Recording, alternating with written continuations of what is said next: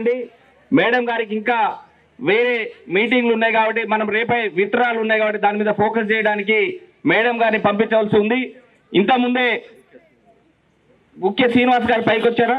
ఇక్కడ అక్కలు అమ్మలు అన్నలకు అందరికీ కోరుకున్నది ఒకటి, ఇప్పుడు ఎమ్మెల్యే గారు మన పైన ప్రభుత్వం ఉంది, ఇక్కడ ఎమ్మెల్యే స్థానిక ఎమ్మెల్యే గారు కూడా కాంగ్రెస్ పార్టీ ఉంది.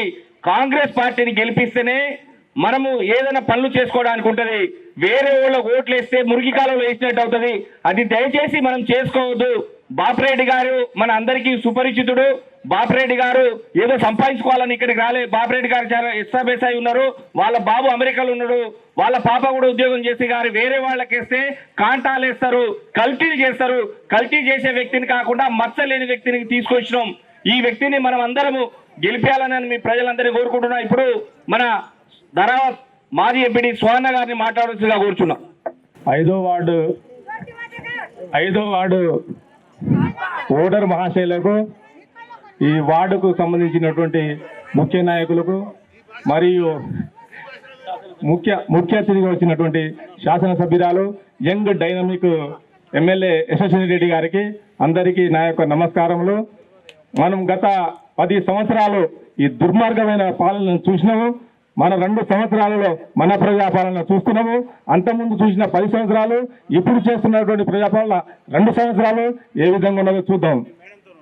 మచ్చ ఉన్నటువంటి మచ్చ ఓటేద్దామా, మచ్చ లేనటువంటి బాపిరెడ్డి గారికి ఓటేద్దామా? మీరందరూ ఆలోచన చేసుకోవాల్సిన అవసరం ఇంతనే ఉన్నది. ఎందుకంటే అతనేమో నాన్ లోకలు, ఏదో బిజినెస్ కొరకు ఇక్కడికి వచ్చిండు. బాపన్న వాళ్ళ ఫ్యామిలీ, వాళ్ళ ఫాదరు ఈ ఊరిని పట్టుకొని ఈ ఊరు కొరకు అందరి మంచి చెడుల కొరకు ఆలోచించే వ్యక్తి. వాళ్ళ కొరకు మనమంతా కష్టపడి ఈ 5 రోజులు మంచి చెడు ఏది ఆలోచించకుండా మన మచ్చలేని బాపిరెడ్డి గారిని గెలిపించాల్సిందిగా మీ అందరికీ మనస్ఫూర్తిగా కోరుకుంటూ సేవ చేస్తున్నారు. జై హింద్, జై కాంగ్రెస్. మన మాజీ ఎంపీ సోహన్న గారు చెప్పినట్టు సోహన్న గారు కూడా మొన్నటి వరకు మేడం గారి ఇచ్చేయడం వల్ల సోహన్న కూడా ఈసారి ఖచ్చితంగా భారీ మెజార్టీతో గెలిపాలని చెప్పేసి వారు వేసిన నామినేషన్ కూడా విత్డ్రా చేసుకుంటాడు. వారికి మంచి స్థానాన్ని కల్పిస్తామని చెప్పేసి ఎమ్మెల్యే గారు మాట ఇవ్వడం జరిగింది. కాబట్టి మనం అందరం కలిసి పనిచేసి ఇది గెలిపించుకొని తీసుకోపోతేనే మనందరికి విలువ ఉంటుందని తెలియజేసి ఇప్పుడు మన మిత్రపక్షమైన సిపిఐ పార్టీ ఒక్కసారి శ్రీనివాస్ గారిని అందరి ముందు వచ్చి అభివాదం చేయమని చెప్పి కోరుతున్నా. ఒక్కసారి కనిపించండి మీరు. అట్లానే మన భీమానాయక్ మాజీ ఎంపీడీసీ గారిని కూడా ఒక్కసారి, అట్లానే మన హేమంత్ కుమార్ ఒక్కసారి కనిపించండి. మామగారు దేవేందర్, వార్డు అధ్యక్షుడు దేవేందర్, మన వాసు గారి కూడా ఆ దేవి ఎక్కడున్నారు వారిని కూడా కనిపించవలసిందిగా కోరుతున్నాం. ఇప్పుడు మన అభ్యర్థి బాపిరెడ్డి గారు ఈ తండ విషయాలు 2-3 రోజుల నుంచి అనేక విషయాలు అవగాహన తీసుకున్న ఎమ్మెల్యే గారికి ఒకటే కోరుకుంటున్నామా, ఇక్కడనే లాస్ట్ కొంత ఫండ్తోనే ఇక్కడ ఒక చిన్న హాల్ కట్టడం జరిగింది. దాన్ని చాలా మంది పేదవాళ్ళు ఉన్నారు కాబట్టి అది ఒక మినీ ఫంక్షన్ హాల్ లెక్క చేయాలనే ఉద్దేశంతోనే దాన్ని ఫండ్ కట్టేయాల్సిందిగా కోరుకుంటున్నాం. అట్లాగనే తండాలో మొత్తం రోడ్లు అయినాయి. ఇప్పుడు మనం వస్తా అంటే కూడా మధ్య రోడ్ ఒక్కటే ఉంది. అక్కడ నుంచి పూల్ సింగ్ ఇంటి నుంచి దేవేంద్ర ఇంటి ఒక రోడ్ ఉంది. అది ఒకటి వెంటనే మీరు కంప్లీట్ చేయాలి.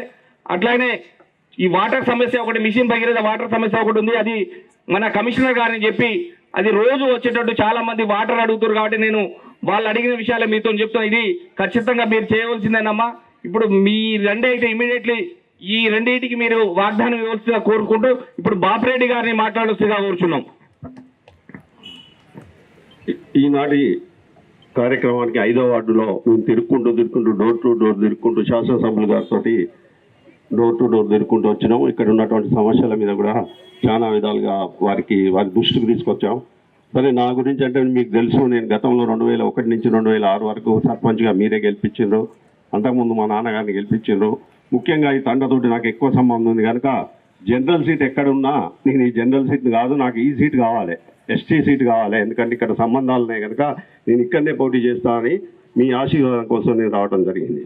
సరే, సమస్యల కోసం వస్తే ఇక్కడ ఉన్నటువంటి సమస్యలు ఏంటంటే ముందుగా ఏంటంటే నిన్న మన మాజీ ఎంపీటీసీ గారు అడిగారు ఏమనంటే ఇక్కడ కమ్యూనిటీ హాల్ లేదు, సేవాలాల్ పేరు మీద ఒక కమ్యూనిటీ కావాలంటే నిన్న మంత్రి గారి దగ్గరికి ఎమ్మెల్యే గారు ఆదేశానుసారం వెళ్ళటం జరిగింది. వారిని తీసుకొని అక్కడ వారు శాంక్షన్ కూడా ఇచ్చాను. మీకున్నటువంటి ఫంక్షన్ హాల్ ఏదైతే 30 గుంటలు ఉందో దాంట్లో కట్టడానికి పర్మిషన్ కూడా ఇచ్చాను. ఆ ఆర్డర్ కాపీ కూడా వారి దగ్గరనే ఉంది. ఎందుకంటే 1,50,00,000 ఫండ్ ఇచ్చిండు, వాళ్ళు రిలీజ్ చేశారు. అది తీసుకొనే మేము ఈరోజు మీటింగ్ వచ్చినాం. ఎందుకంటే అది అత్యవసరమైన పని. ఇక్కడ చాలా ఇబ్బందులు ఉన్నాయి, అందరికీ ఉన్నాయి. ఎస్సీ కాలనీ కమ్యూనిటీ హాల్ ఉంది కానీ ఇక్కడ లేదు. ఇక గతం చరిత్రకు పోతే మరి మీరు గెలిపించిన తర్వాత నేను తొర్రూరు గ్రామానికి చాలా ముఖ్యమైన పని చేసిన. ఉదాహరణకు కొన్ని పనులు చెప్పాలి. ఎందుకంటే ఆ రోజుల్లో రాజశేఖర రెడ్డి గారి గవర్నమెంట్లో నేను సర్పంచ్ అయ్యాను. తొర్రూరులో ఉన్నటువంటి మున్సిపాలిటీ భవనం మీకు ఇప్పుడు అవపడుతుంది, గ్రంథాలయం అవపడుతుంది, శ్మశాన వాటిక అవపడుతుంది, సెంట్రల్ లైటింగ్ అప్పుడు ఉన్నటువంటి ఎంపీ ల్యాడ్స్ తోటి ఈ సెంట్రల్ లైటింగ్ చేసినాం.